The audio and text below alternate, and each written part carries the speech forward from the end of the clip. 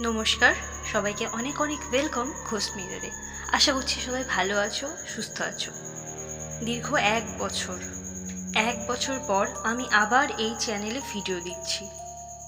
আমি এতগুলো দিন কেন ভিডিও দিইনি জানো? কারণ গত ঠিক 1 বছর আগে আমি এই অভিশপ্ত জ্ঞানেশ্বরী ট্রেনের ওপরই ভিডিও বানাতে চেয়েছিলাম।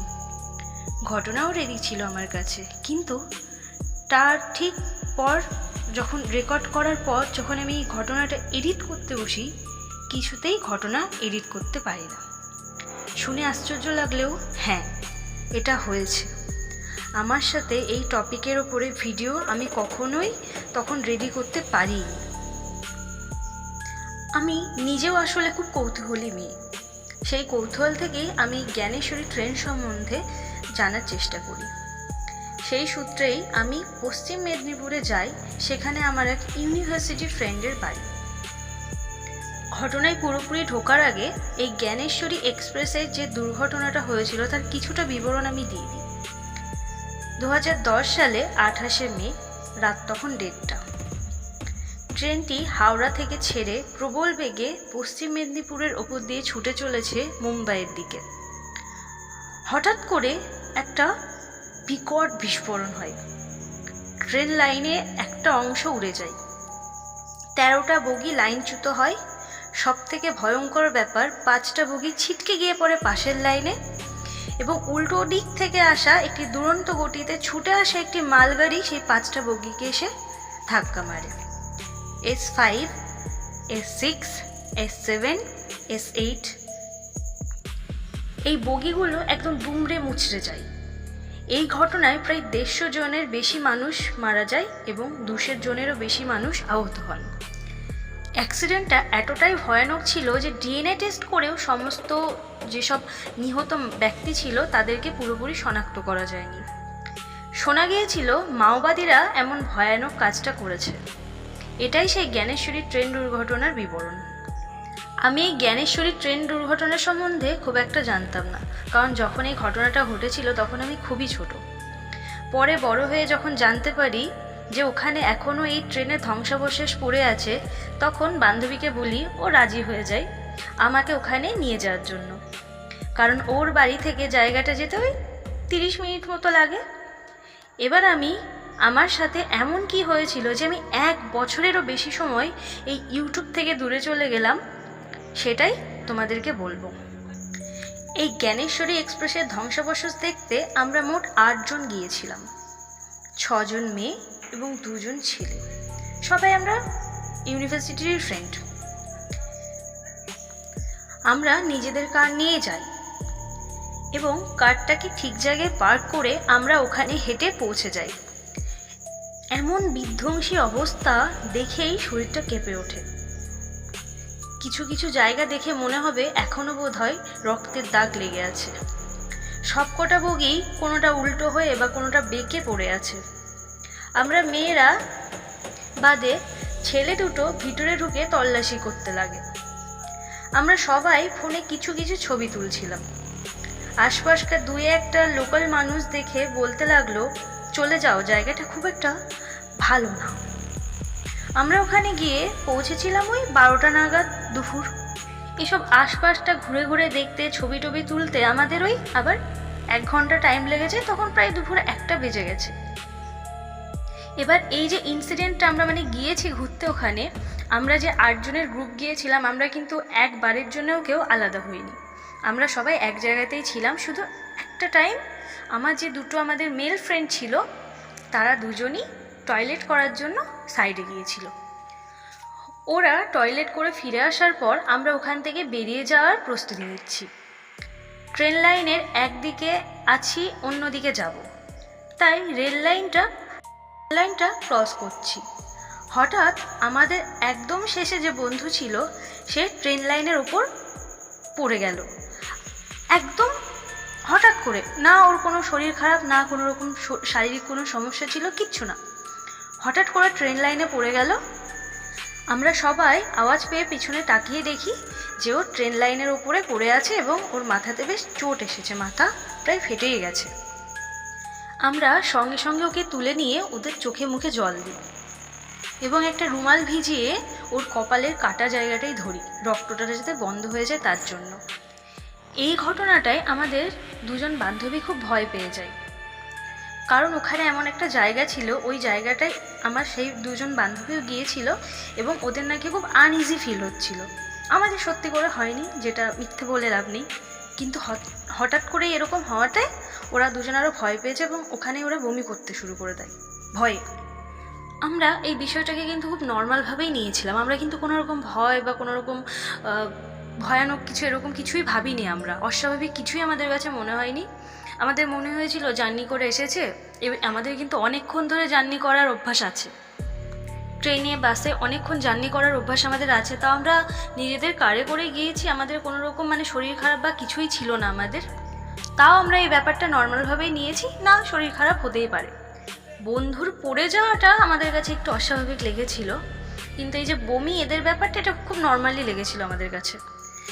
যাই হোক, সেদিন কোনোভাবে ওদের সবাইকে নর্মাল করে আমরা আমার যে বান্ধবীর বাড়ি আমরা ছিলাম তাদের বাড়িতে ফিরে আসি এবং পরের দিনে আমরা সবাই নিজের নিজের বাড়িতে রওনা হই। এতদূর অবধি কিন্তু সব কিছুই নর্মাল ছিল। এবার ঘটনাগুলো যেগুলো ঘটেছিল সবই ওইখান থেকে ফিরে আসার পরে, মানে আমাদের নিজেদের বাড়ি ফিরে আসার পরে।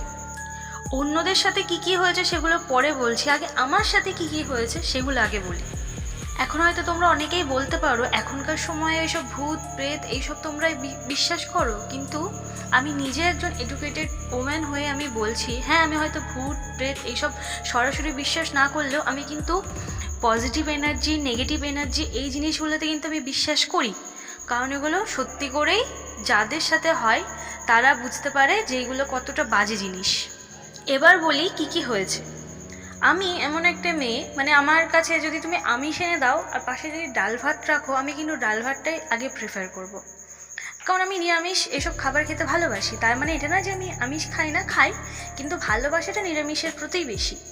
কিন্তু হঠাৎ করে ওখান থেকে আসার পর আমি নিজে সেটা পরে রিয়েলাইজ করি, আমার মাংসের প্রতি, মাছ ডিম ওইসব না, মাংসের প্রতি একটা আলাদাই আসক্তি চলে আসলো। মানে কোনো বারটার মানছি না, বাড়িতে চিকেন হচ্ছে না, আমি বাইরে থেকে খেয়ে চলে আসছি, মানে একদম অবুঝের মতো হয়ে গেছিলাম। পড়াশোনাতে তো একদমই মন বসতো না, মানে একটা আলাদাই জগতে হারিয়ে থাকতাম, কিছুই ভালো লাগতো না, পড়াশোনা করতেও ভালো লাগতো না, কিছু করতেই ভালো লাগতো না, সারাক্ষণ মনে হতো যেন শুয়ে থাকি এমন একটা। আমার 65 কেজি ওয়েট ছিল, আমি ছোট থেকে একটু গোলগালি ছিলাম, তো কোনো রকম ডায়েট না, কোনো রকম কিচ্ছু না, হঠাৎ করেই আমার ওয়েটটা কমতে থাকে। 58 কেজি যখন হয় তখন আমি দেখি যে আমার ওয়েটটা কমেছে, কিন্তু কোনো আমি খাবার কমিয়েছি বা এক্সারসাইজ করেছি এরকম কিন্তু কিছু না। আর এই যে ওয়েট কমে যাওয়া ব্যাপারটা, এটা উইদিন 1.5 মাসের মধ্যে আমার সাথে এটা হয়ে গেছে। আমি এমন একটা মানুষ, পৃথিবী ওলট পালট হয়ে যাক তাও আমার ঘুম কামাই করা যাবে না, আমি একদম রাত 11টা থেকে 11:30টার মধ্যে ঘুমাবো। হ্যাঁ, একেবারে পরের দিন 7:30, 8টার সময় আমার ঘুম ভাঙবে, মাঝে আমার ঘুম ভাঙবে না, খুব রেয়ার অফ দ্য রেয়ার। স্বপ্ন টপ্ন এসব তো আমার আসেই না, সত্যি কথা, কার সাথে এমন হয় আমি জানি না, কিন্তু আমার আসেই না। কিন্তু সেই সময় আমার এমন হলো, আমি প্রত্যেক দিন রাতে আমার লেট করে ঘুম আসছে, মোটামুটি তো 2টো না বাজলে ঘুমই আসতো না, ঘুমও তো আসতো, ঘুমটা একদম একদম যে ডেপ্থ ঘুম হয় সেটা একদম হতোই না। আর আমি সেই একই রকম স্বপ্ন দেখতাম যে আমি ওই জায়গায় গিয়েছি এবং ওই জায়গায় কেউ একটা আমাকে তাড়া করে করে বেড়াচ্ছে, আমি ওই পুরো জায়গাটা জুড়ে আমি দৌড়ে বেড়াচ্ছি, আমি বেরিয়ে আসার রাস্তা পাচ্ছি না। এই স্বপ্নটা আমি যে কত মাস দেখেছি, কত মাস আমাকে এরকম একটা ভয়ানক স্বপ্ন তাড়া করিয়ে বেড়েছে, কি বলবো। বাড়াবাড়ি তো তখন হলো যখন আমি এই জ্ঞানেশ্বরী, আমার কাছে অন্য একটা ঘটনা ছিল এই জ্ঞানেশ্বরী এক্সপ্রেস সম্বন্ধে, তো আমি সেইটা এডিট করতে বসেছিলাম। আমি মোটামুটি 3-4 দিন ট্রাই করেছি এডিট করার, কোনো সময় ভয়েস আসছে তো ভিডিও আসছে না, ভিডিও আসছে তো মানে আশপাশ থেকে এমন যেন একটা আলাদাই নয়েজ আসছে, মানে প্রপার ভিডিও আসছে না, কেটে কেটে যাচ্ছে ভিডিও, পুরো ভিডিও থাকছে এরকম। ভিডিও আমি রেডি করতেই পারিনি ওই বিষয়ে, পার্টিকুলার এই বিষয়ের ওপর ভিডিও করার সময়ই আমার ফোনটা ল্যাগ করছে। নতুন ফোন, কোনো টাইম ল্যাগ করে না, ওই টাইমেই ল্যাগ করছে। অন্য সব ভিডিও এডিট করছি কোনো সমস্যা নেই, কিন্তু ওই ভিডিও এডিট করতে গিয়ে আমার ফোন ল্যাগ করছে। আর বাকি সব আদার্স খারাপ চিন্তাভাবনা তো আছেই। সব ছাড়া বড় আজব ব্যাপার হলো, আমি ওখান থেকে ফিরে আসার পর যে কটা ভিডিও রেডি ছিল আমার, আমি আপলোড করেছি, কোনোটাতেই ভিউ আসেনি, কোনোটাতেই না। মোটামুটি 4-5 মাস যাই করতে গিয়েছি সেটাতেই ফেল হয়েছি। আমি কিন্তু আমার এই চ্যানেল স্টার্ট করার পরেই আমি ওখানে ঘুরতে গিয়েছিলাম মিডিলে। ওখান থেকে আসার পরে আমার সাথে এই সমস্ত জিনিসগুলো হয়েছে। এটা গেল আমার সাথে কি হয়েছে সেই ঘটনাটা। এবার আসি আমার আদার্স ফ্রেন্ডগুলোর সাথে কি হয়েছে। আমাদেরই গ্রুপেরই এক বন্ধু, মানে যারা আমার সাথে আর কি আমাদের সাথে গিয়েছিল, ওর জিএফও আমাদেরই বান্ধবী, সব ঠিক। ওদের 1 বছর পরই বিয়ে, ওদের হঠাৎ করে ব্রেকআপ হয়ে গেল। রেজিস্ট্রি হয়ে আছে কিন্তু ওদের ব্রেকআপ হয়ে গেল। আর আমাদের যে বন্ধুটার পড়ে গিয়ে কপালটার কি ফেটে গিয়েছিল, ওর তো মানে ওর লাইফের যাচ্ছে তাই অবস্থা, সব কিছু ওর মানে ভালো ফ্যামিলি থেকে বিলং করেও ওর নিজের কি অবস্থা করে ফেলেছিল। আমরা 3-4 মাস পরে যখন ওর সাথে দেখা করতে যাই, ও কী কারণে এমন করছে, কিসের ওর সমস্যা, ও কিছু বলতে পারছে না। ও মোটামুটি 3 বার সুসাইড অ্যাটেম্প্ট করতে গিয়েছে, কোনো কারণ ছাড়াই। মানে ওর যে মেন্টাল পিস ছিল সেটাই হঠাৎ করে গায়েব হয়ে যায়। কী কারণে, কী করলে কী হবে, কিছুই বোঝা যাচ্ছিল না। ভগবানের অশেষ কৃপা ছিল ওর ওপর যে ও বেঁচে যায়। আমাদের মেয়েদের তেমন এই সমস্ত সমস্যাগুলো হলেও আমাদের যে 2 বন্ধু আমাদের সাথে গিয়েছিল, ওদের মানে একদম লাইফের 12টা বেজে যায়, সব কিছুর 12টা বেজে যায়। পরে সেগুলো যদিও ওরা কাটিয়ে উঠতে পেরেছে এখন বর্তমানে, কিন্তু ওদের মানে চারিপাশ থেকে ওদেরকে যেন সব কিছু ওদেরকে একদম গিলে খেতে আসছিল, ওদের এমন মনে হচ্ছিল। যত রকমের সমস্যা লাইফে হয়, যেগুলো ওদের লাইফে আসার কথাই ছিল না, সেই সমস্ত সমস্যা ওদেরকে চেপে ধরে। একজনের প্রায় 8-9 বছরের রিলেশন ভেঙে যায়, একজন অকারণেই সুসাইড করতে যায়। জব তো মানে অন্য কোনো যে জবটা করতো সেটা অবধি চলে গেল, অন্য কোনো ভালো জব তো দূরেই থাক।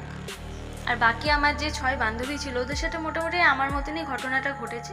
আর এই 8 জনের মধ্যে সবচেয়ে কমন ফ্যাক্টর, কমন বিষয় যেটা ছিল সেটা হলো আমাদের 8 জনেরই রাতে ঘুম আসতে চাইতো না। ওই একই সিমিলার, একই রকম স্বপ্ন যে আমরা ওই জায়গার ওপর ছুটে ছুটে বেড়াচ্ছি।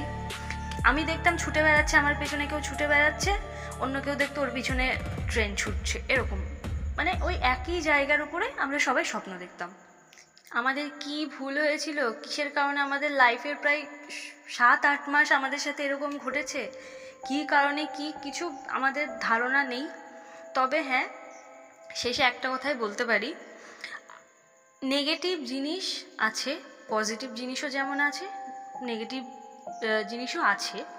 তো আমরা যেহেতু নেগেটিভ, ওরকম একটা নেগেটিভ এনার্জি আছে, ওরকম একটা জায়গায় গিয়েছিলাম, তো আমাদের মধ্যেও না নেগেটিভিটি চলে এসেছিলো। আর মানুষের মধ্যে যখন নেগেটিভিটি আসে, সব কাজেই সেই নেগেটিভিটি যে খারাপ দিকটা সেটা চলে আসে। যেমন কোনো খারাপ অসৎ ব্যক্তির সংস্পর্শে কোনো ভালো ব্যক্তি আসলে সেও অসৎ হয়ে যায়। সৎ তো খুব কমই হয়, কিন্তু অসৎই বেশি হয়ে যায়। তো সেই রকমই আমরা যেহেতু ওরকম একটা কি বলবো, খারাপ তো ইচ্ছে করা হয়নি, একটা দুর্ঘটনাবশতই হয়েছে, কিন্তু ওখানে অনেক খারাপ এনার্জি সত্যিই আছে। আমরা সেটা রিয়েলাইজ করেছি, আমাদের লাইফে এমন কিছু ঘটেছে। হ্যাঁ, হয়তো জিনিসগুলো তোমাদের কাছে হয়তো কিছু মনে হচ্ছে না, কই ভূত, কই কেউ এনা ভূত, ব্যাপারটা ওরকম না। ভূত কি সেই যেরকম টিভিতে দেখায় সেরকম সামনে থেকে দেখা যায় না, এগুলো লাইফে ঘটে।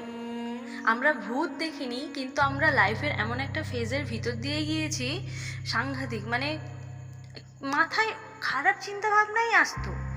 কেন আসতো কোনো কারণ নেই, এমনি এমনি মনে হতো নিজেকে শেষ করে দিই। তাহলে এটাকে কি বলতে পারি আমরা? ডিপ্রেশন। সবাই 8 জন মিলে একসাথে ডিপ্রেশনে চলে গেলাম, সবার লাইফ একসাথে ঘেটে গেল, এটা হতে পারে?